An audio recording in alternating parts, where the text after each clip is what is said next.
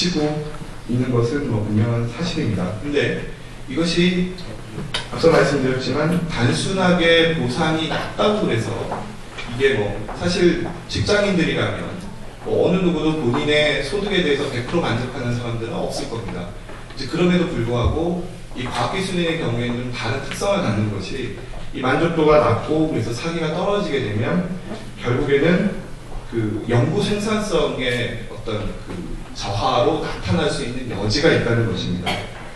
그렇게 되게 되면 결국에 성장에도, 경제 성장에도 부정적인 영향을 미칠 수 있다는 측면에서 우리가 그 과학기술에 대한 복지 문제를 그 연구 생산성을 극대화하여 성장을 동호한다는 차원으로 접근할 필요가 있다고 판단이 됩니다.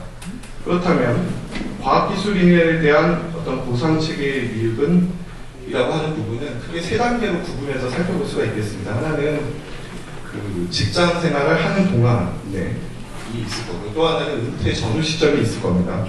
그리고 은퇴한 이후에 과학기술인이 어떻게 생각하느냐 관련된 이 생애주기 관점에서 살펴볼 필요가 있겠습니다. 또한 이 앞서 살펴봤듯이 과학기술인에 대한 어떤 뭐 직업이라든지 평생 라이프 사이클 관점에서의 만족도를 보면 경제적 보상도 중요하지만 비경제적 보상도 중요할 수 있다는 것입니다. 이제 그런 측면에서 18페이지의 표 하나로 그 생애주기를 세 개로 구분해서 주요 정책 방향에 대해서 이제 제시를 했습니다.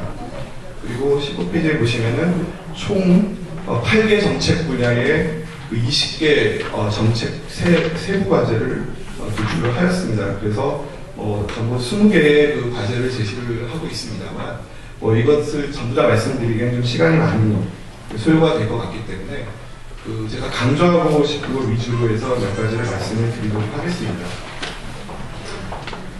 먼저 그 22페이지를 봐주시면요. 그 과학기술자의 직업 안정성을 강화하는 것이 그 어느 때보다도 좀 중요할 것이라고 판단이 됩니다.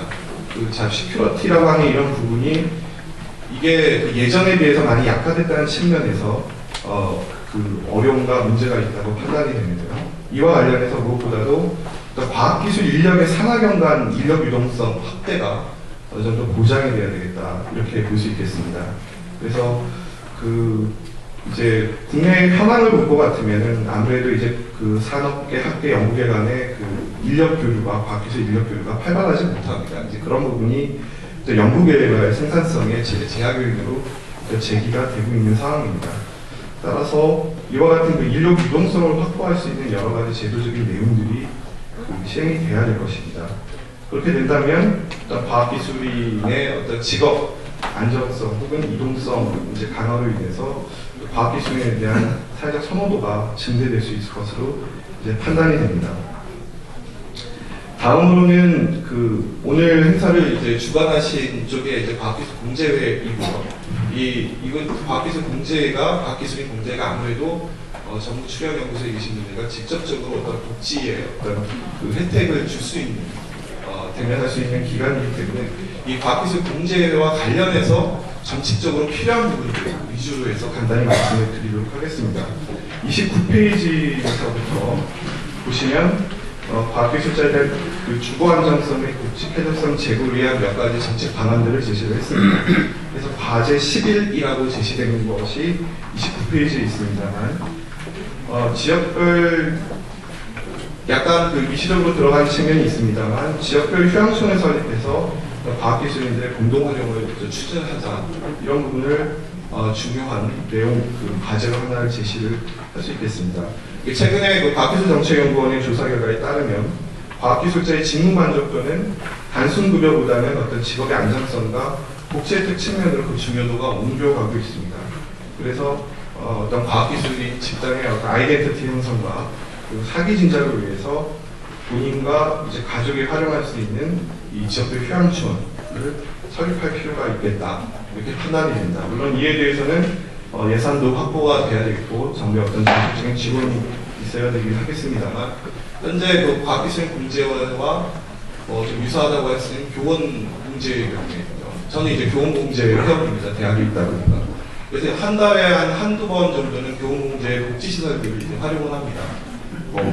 그 지리산 가족 호텔도 있고요. 제주도에도 뭐 좋은 호텔이 있고 보면 굉장히 저렴하게 이용하면서 제가 그 시설들을 이용하다 보면 어떤 그 교원으로서의 굉장히 만족도가 좀 증가된다는 느낌이 많이 들고 가족들한테도 좀 이렇게 그 체면이 서는 이런 느낌을 받는데 그 과학기술인에 대해서도 이런 그 지역별 해양촌 건립을 통해서 복지를 지원하는 부분이 필요하다고 판단이 됩니다.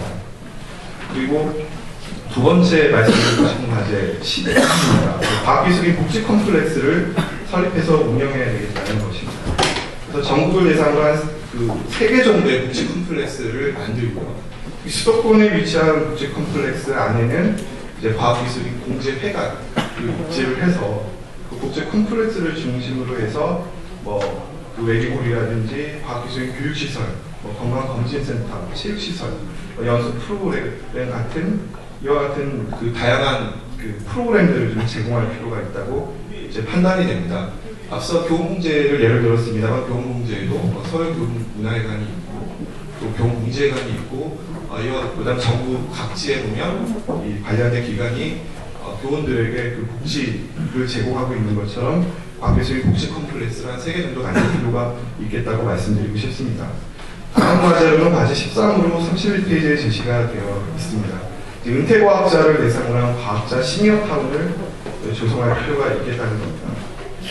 그래서 은퇴하는 과학자를 대상으로 이들이 좀 그 존경받고 또 대접받는다는 느낌을 갖고 그래서 재직 중에는 안심하고 일할 수 있는 분위기 이런 것들을 가질 수 있도록 전국을 몇 개의 권역으로 나눠서 은퇴과학자를 대상으로 한 시니어타운을 조성해서 이제 운영을 할 필요가 있겠습니다. 그래서 처음 단계에서는 좀 우선업적으로 된 저명과학자를 대상으로 하고 차츰 그 대상을 단계적으로 확대하는 부분이 필요할 것 같습니다.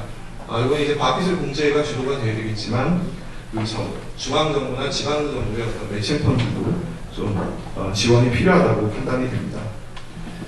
그리고 다음으로 말씀드릴 것은 32페이지에 있는 부분입니다. 이것은 대덕특구 지원본부 복지시설이 과거에 이제 과학기술부의 소관이었다가 현재는 이게 그 지식경제부로 넘어가 있는 상태입니다. 그래서 이것을 그 일관된 과학기술인 복지정책을 그 실행하는 데 좀 도움이 되도록 이것을 교육과학기술 쪽으로 이관하는 것이 현 단계에서 바람직하다고 판단이 됩니다. 그래야 과학기술인 전반을 대상으로 한 일단 그 복지시설의 활용이 가능할 것이라고 이제 판단이 됩니다. 그리고 조금 더 이제 미시적인 얘기에서 거시적인 얘기로 넘어가도록 하겠습니다. 33페이지에 보시면 그 무엇보다도 정부의 R&D 복지 지출 확대가 필요하다고 판단됩니다.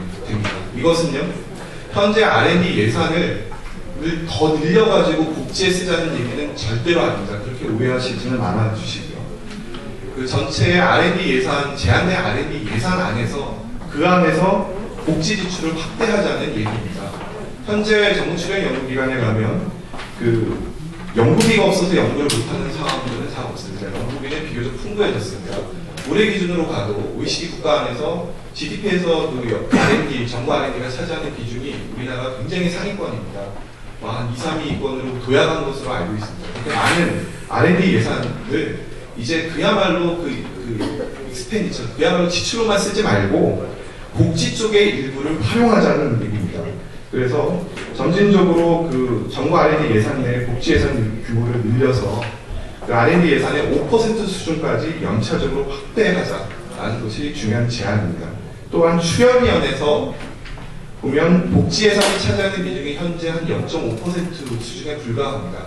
마찬가지로 출연연도 그 출연연 전체 예산의 5% 수준까지 복지 부분에 투입하는 양을 늘려야 되겠다라는 것입니다. 그리고 마지막으로 말씀드리고 싶은 것은 과학기술인 퇴직연금의 활성화입니다. 이것을 그 정부 R&D 연구 성과로 창출되는 특허료나 기술료 등을 전액 과학기술인 복지에 활용하자는 것입니다. 그래서 뭐 전액이 어렵다 하면 일부라도 과학기술인 복지에 활용할 수 있도록 이 그 퇴직연금 쪽에 과학기술 발전 장려금으로 충분히 적립을 해서 실질적으로 과학기술인의 어떤 그 퇴직연금에 도움이 되도록 할 필요가 있겠다. 이렇게 되면 과학기술인들의 어떤 그 국가연구개발 사업 내에서의 생산성도 제고가 되고 안정적인 연구 분위기 조성에도 크게 기여할 것으로 이제 판단이 됩니다. 지금까지 말씀드린 것을 간단하게 요약을 하도록 하겠습니다. 일단 38페이지, 39페이지 결론에 있는 부분인데요. 그 과기술의 복제 문제에 대한 접근은 저도 앞서 말씀드렸지만,